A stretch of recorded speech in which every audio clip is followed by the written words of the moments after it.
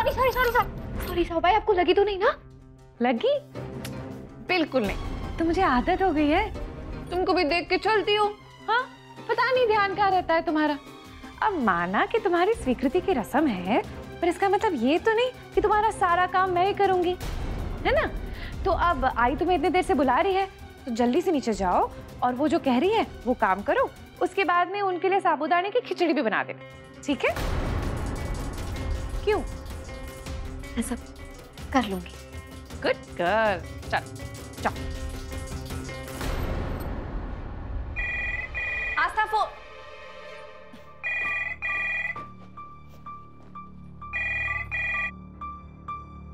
Hello, हाँ कमला, आप रो क्यों रही हैं? क्या हुआ? क्या?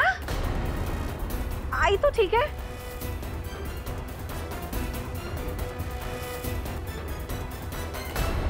सासू भाई, आपने बुलाया मुझे? हो आई आई आई काय झालं सोजल? आई मेरी आई का एक्सीडेंट हो गया पुणे एक्सप्रेस हाईवे पे। मुझे मेरे पास की किसी गवर्नमेंट हॉस्पिटल में रखा है, मुझे बहुत डर लग रहा है। तुम शांत हो जाओ, मैं देखती हूँ क्या करना है। साहू भाई, आप चिंता मत कीजिए, काकू ठीक हो जाएंगी, कुछ नहीं होगा, वो ठीक हो जाएंगी। साहू भाई, आपको ठीक 4 बजे तक हमारे घर पहुंचना होगा। जी, हमारी बड़ी बहू सोजल छोटी बहू आस्था को रीति के अनुसार स्वीकार करेगी। ठीक है, बैठिए। नमस्कार। क्या बात है?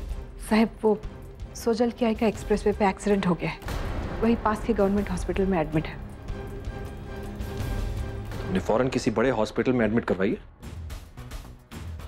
पैसों की चिंता ना करें कहिएगा, हम संभाल लेंगे। यहां से 1 घंटे से ज्यादा दूर तो नहीं होगा।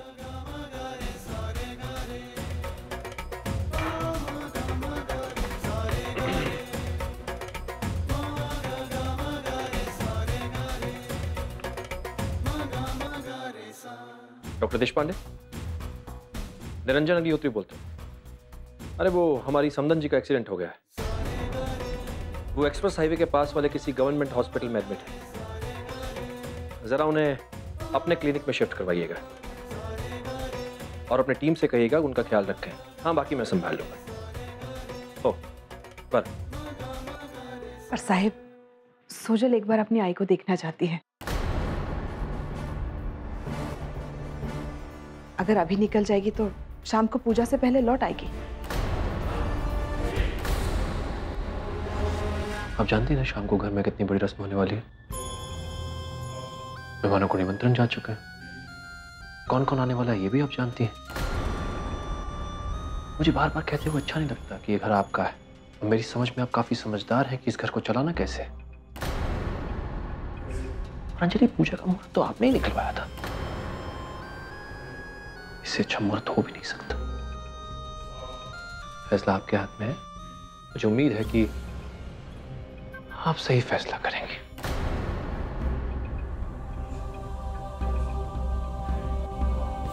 जी साहब।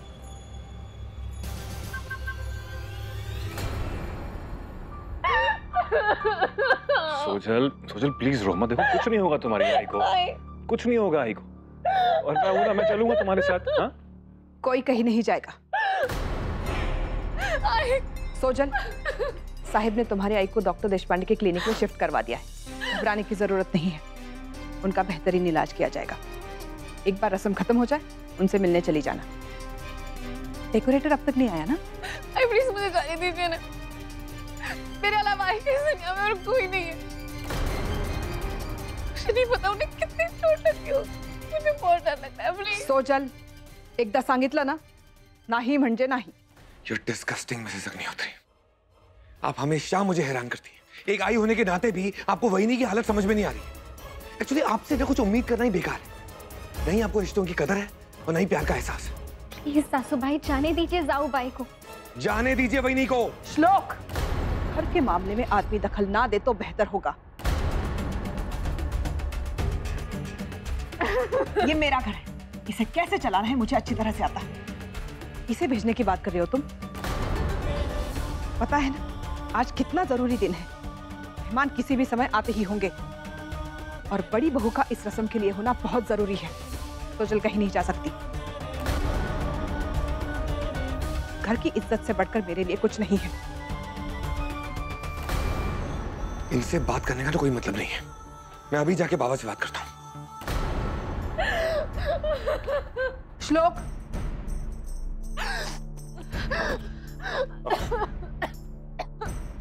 आस्था प्लीज पानी ले। रोना बंद करो सोचल। कुछ नहीं होगा आई को, कुछ नहीं होगा तुम्हारी आई को, ठीक है? बाबा, आप मिसेस अग्निहोत्री को समझाइए। उन्हें समझ में नहीं आ रहा है कि वो कितना गलत कर रही है। उन्हें बिना सोचे समझे सोजल वहिनी को अपनी आई से मिलने के लिए भेज देना चाहिए। रिलैक्स, रिलैक्स बेटा। समदन जी अब खतरे के बाहर है। डॉक्टर देशपांडे से मेरी बात हुई थी, उन्होंने कहा है कि चिंता करने की कोई जरूरत नहीं है।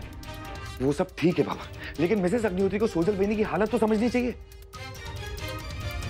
वो सिर्फ अपनी आई से ही तो मिलना चाहती है। मेरे समझ में नहीं आता है उनके साथ रहते कैसे। श्लोक, श्लोक, एक घर को चलाने के लिए सबको एक साथ लेकर चलना पड़ता है और कभी कभी बहुत सारी चीजें नजरअंदाज भी करनी पड़ती हैं। वैसा मत समझना कि मुझे तुम्हारी चिंता नहीं है, इसलिए बात तुम तक पहुंचे मैंने स्थिति को संभाल लिया था। ये तो फर्ज होता है। यही उम्मीद मैं तुमसे करता हूं मेरे बच्चे। जाओ, सब ठीक है।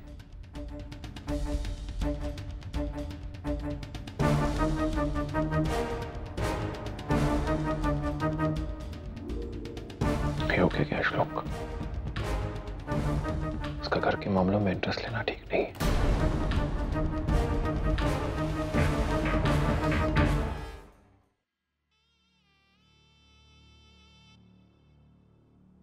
सासूबाई, सासूबाई प्लीज जाओ, भाई को जाने दीजिए। देखिए ना क्या हालत बना दी है इन्होंने अपनी। फिर काकू का और कोई नहीं है इस दुनिया में इनके अलावा। काकू को इनकी जरूरत है। प्लीज इन्हें जाने दीजिए, क्योंकि आपकी परमिशन के बगैर ये जाएंगी नहीं। प्लीज प्लीज इन्हें जाने दीजिए। इन्हें एक बेटी होने का फर्ज अदा करने दीजिए। आप भी तो किसी की बेटी हैं। आस्था, अपने दायरे में रहो और सोजल की वकालत करना बंद कर दो। एक लड़की को शादी के बाद अपने मायके का मोह होना ठीक बात नहीं है। ये बात तुम्हें और सोजल को अच्छी तरह पता होनी चाहिए, और अगर नहीं पता है तो अब सुन लो, क्योंकि इसके बाद कभी नहीं दोहराऊंगी। और कहा ना तुमसे, सोजल की आई को एक अच्छे क्लिनिक में शिफ्ट करवा दिया है, तो अब ये तमाशा क्यों? तुम दोनों जाओ यहाँ से, अपना काम करो। लेकिन सासूबाई आप समझने की आस्था, सासूबाई पूजा का मुहूर्त तो शाम को है ना, तब तक जाओ भाई जाकर वापस भी आ जाएंगे। और क्या आप ये चाहती है कि आपकी बड़ी बहू आपकी छोटी बहू को आधे मन से स्वीकार करे? आस्था, बहस बंद करो और अपना काम करो। जाओ सासूबाई, जाओ।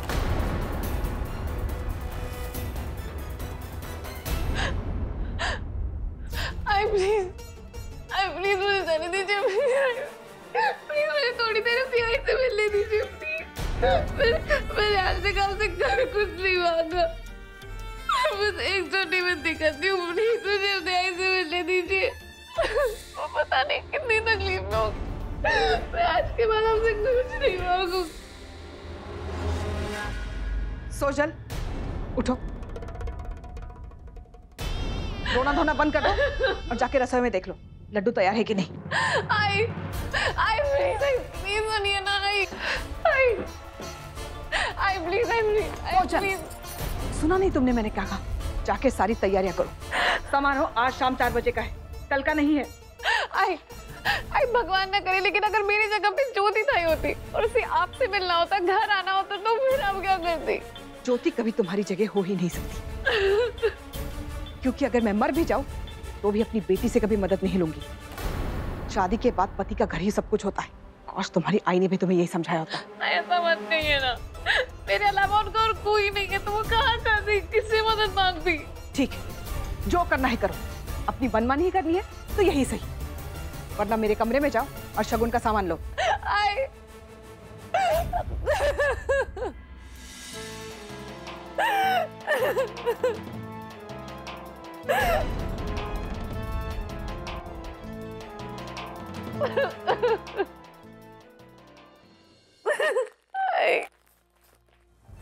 भाई भाई चुप हो जाइए, संभालिए अपने आप को।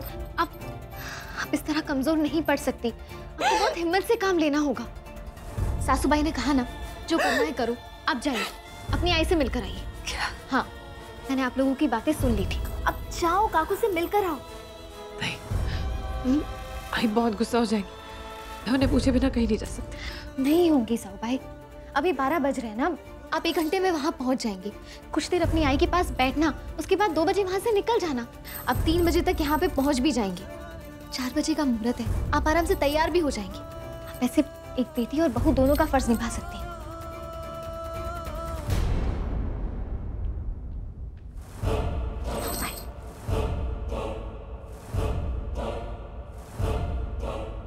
पक्का कोई प्रॉब्लम नहीं होगा ना?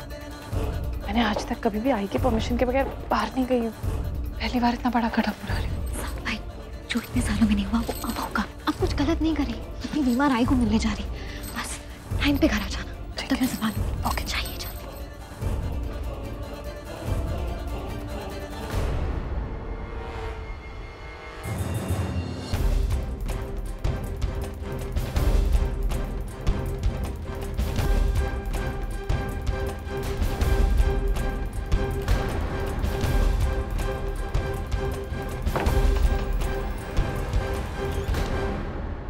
सोजल कुठे? वो सुबह अपने कमरे में होंगे। तुम्हें क्या हुआ है? इतनी डरी हुई क्यों लग रही हो? जैसे कोई चोरी पकड़ी गई हो। मैं नहीं तो ऐसी कोई बात नहीं है। अच्छा, सोजल से कहो पूजा की सारी सामग्री हॉल में लाकर रखे और डेकोरेटर्स आते होंगे। सबसे पहले हॉल का डेकोरेशन होगा। और हाँ, मुझे पूजा में कोई भी विघ्न नहीं चाहिए, समझ लो? जी सासू। लेकिन चाची आई तो? अब काव्या, चॉकलेट किसे खानी थी? चाची मुझे। चलो हम लोग चॉकलेट खाएं। ये क्या कह रही थी? अब नहीं सासू भाई, मैं बस इसे चॉकलेट खिलाने ले जा रही थी। चलो चलो चॉकलेट खाएंगे, चॉकलेट खाएंगे। कौन सी वाली खाएंगे? हाँ,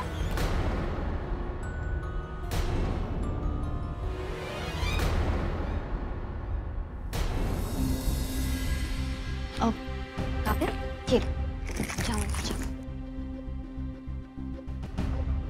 दादा, अरे वो डॉक्टर देशपांडे की क्लिनिक फोन कर रहा हूँ। मालूम तो पड़े हो क्या रहा है। आप इतने परेशान मत होइए। आज तक कैसे परेशान ना हो, यहाँ आई भी ना कभी कभी। और मैं भी ना कभी कभी। क्या मतलब? मतलब मैंने साहू भाई को चुपके से उनकी आई के पास भेज दिया। आस्था, ये क्या किया तुमने? तुम जानती हो ना आई को? कुछ देर में तुम्हारी स्वीकृति की रस्म भी है। अगर अधूरी रह गई तो तुम जानती हो ना आई को। दादा, लेकिन काकू की तबीयत ज्यादा इम्पोर्टेंट है इस वक्त। और वैसे भी वो डॉक्टर देशपांडे का क्लिनिक ज्यादा दूर नहीं है। आप देखना, साहू भाई रस्म से पहले आ जाएंगे। आस्था, यू हैव नो आइडिया। तुम नहीं जानती तुमने क्या किया है। ट्रस्ट मी, सब कुछ ठीक हो जाएगा। ठीक, अगर तुम्हें भरोसा है तो ठीक है, लेकिन please be in touch with Sojal, क्योंकि मैं नहीं चाहता कि अब इस वजह से घर में कोई और हंगामा खड़ा हो जाए। आप चिंता मत कीजिए। चाची, आपने झूठ बोला।